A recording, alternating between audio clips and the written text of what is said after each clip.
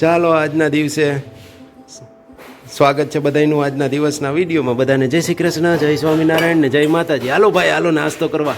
એ હાલ હાલ, તાર મમ્મીએ જો સરસ મજાની રોટલી વઘારી છે અને ચા છે ને ચટણી છે. તું ઊભો થા, હાલ હાલ જટ. એ ઊભો થા, તું ઊભો થા, હાલ જટ નાસ્તો કરી લે ફટાફટ. આવો નાસ્તો મળે ન મળે તું લે ફટાફટ. ભાવે ને તને તો પછી આના જેવું સુખ ક્યાંય નહીં. સવારના પોરમાં નાસ્તો કરી લેવા જેવું. હાલો નાસ્તો કરી લઈ, પછી આગળ બતાવી. હમણાં ભાઈ સોફે હોઈ ગયો હતો ને પરાયણે ખેંચીને લઈ આવ્યો. એ હાલ હાલ જોઈ આવા બટકા તને ખાવા નહીં મળે. ફટાફટ હાલ એમ કરીને ઉપાડીને લઈ આવ્યો નાસ્તો કરવા માટે. થોડુંક આપણે ઉત્સુકતા બતાવવી પડે એટલે હાલે. હાલો ચટણીને મંડો ખાવા આઈ કે જમાડવો પડશે? હે જમાડવો પડશે? આવડો મોટો છોકરાને જમાડવાનું થોડો હોય, આઈથે જમી લે. ચલો પ્રોડક્ટ અહીંયા ડિસ્પ્લે થઈ ગઈ છે. દૂધ છે અને આ ડબ્બામાંથી શું નીકળે એ જોઈએ.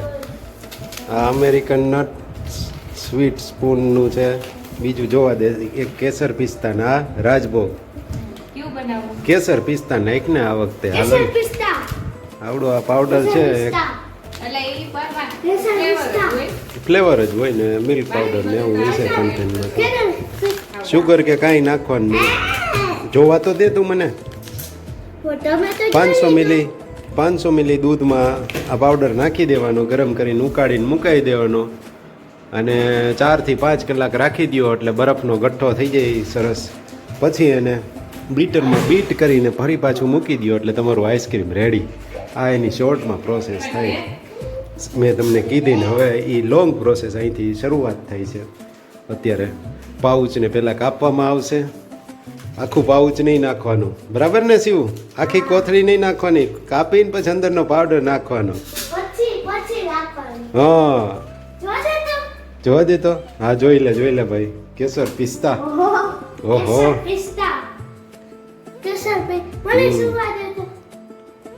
કેસર પિસ્તાની સ્મેલ આવે. ફ્લેવર જ આવે. બોલો તો બધું સેમ જ હોય. આમાં પછી ઓલા બધા પાવડર આવતા હોય, કોર્નફ્લાવર ને કોર્નફ્લોર મિલ્ક પાવડર ને એ બધી આવતા હોય જાત જાતના પાવડર.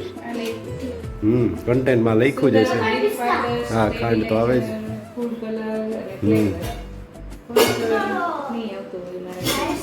હા એટલે એ ટૂંકમાં આવી જાય એમાં. આ બધી સ્ટેબિલાઇઝરમાં ને એમાં બધામાં આવી જાય આ બધી પ્રોડક્ટ.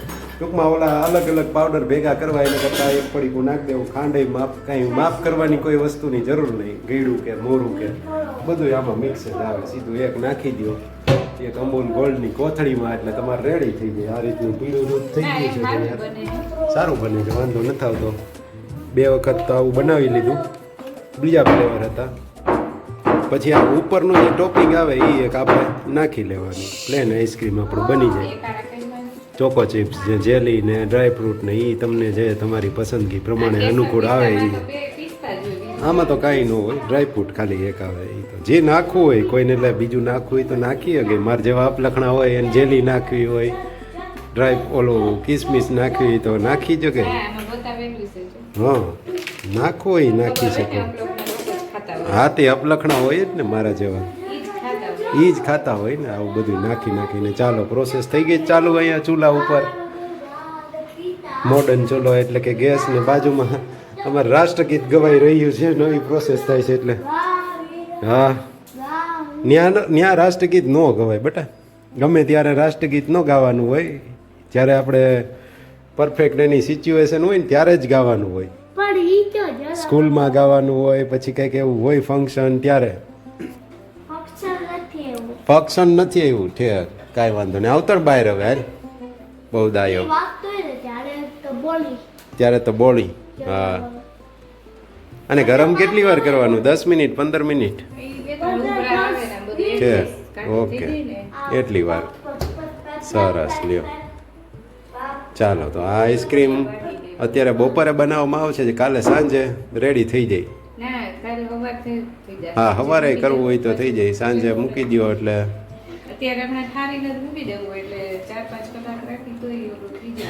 જામી જાય છે. તો હાઈ જે પ્રોસેસ કરવાની થાય કે સવારે? પછી હાંજે બધું બીટર મારીને પાછું બીજી વાર કરી નાખશું એટલે સવારે જામ્યું હોય તો કરી નાખાય, નકર સવારે જ કરી નાખો તો હાલે. ઈ બહુ નો જેમ હોય ને તોય હાલે, કેમ કે ઈ પછી બહુ જામે ને તો બીટર ને ઓલું લાગતું નથી, લોડ આવે. લોડ આવે ને વળી હમ. વળી બાંધી જાય હા બરાબર છે. એ 5-6 કલાક જામે એટલે થઈ જાય. એટલું તો થઈ જાય. અત્યારે 2 વાગે મૂકીએ સાંજે 9 વાગે કરીએ એટલે હાલે. Ready ready. છે હાવ નથી જામવાનું ઓકે ઓકે, સરસ સરસ. એટલે થઈ જાય. સરસ. લ્યો, homemade ice cream, simple sober, easy વેમાં. મૂન મર સોરો, જો આ સોરો અપલખડો. તારે મૂન મર બાપો એમ કહેવાય ને. મારે મૂન મર સોરો બે અપલખડા. હા, મૂન મર બામી હું કે હા, એ કાઢ હવે અને કોથળી મૂકી દે હવે સાઈડમાં ભાઈ. રીલ બનાવી હોય એટલે એવું વાયરલ થઈ ગયું. હા, મૂન માર છોકરો. હા ભાઈ, હા બસ હવે ઓવર ન હોય પછી. આટલા બધા લીમડા કે મેથી છે, શું છે આ? લીમડો છે, પુદીનો ને લીમડો ને કેમ આટલું બધું ભેગું કર્યું છે? એનું તાત્પર્ય શું છે, પ્રયોજન?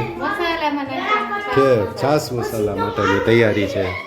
લીમડો ને પુદીના ને અંચળ ને મીઠું જીરું તીખાન એવી બધી પ્રોડક્ટો ભેગી કરીને છાશનો મસાલો બનાવવામાં આવશે.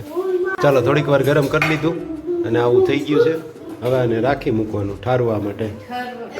એકદમ ઠરી જાય પછી મૂકી દેવાનું ફ્રીજમાં 4 થી 5 કલાક માટે. અને પછી ફાઇનલી એને ફરી પાછું બીટર મારવાનું.